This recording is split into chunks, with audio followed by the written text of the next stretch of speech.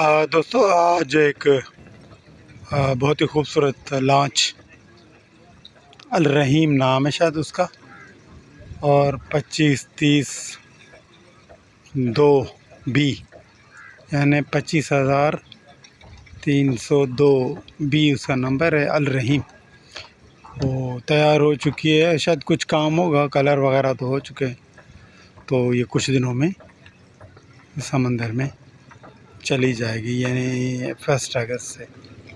बाकी तो बहुत सारी कश्तियाँ आप देख रहे हैं, कुछ नई है, कुछ पुरानी है, कुछ जो है वो बनने के प्रोसेस में है, अमल में है।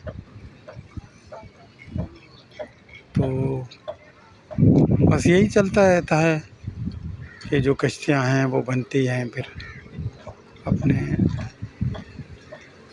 वो दूर भी एक कश्ती आपको नज़र आ रही है, वो भी खूबसूरत लग रही है, मगर ये जो अल रहीम है इसकी क्या बात है, माशाअल्लाह कमाल है।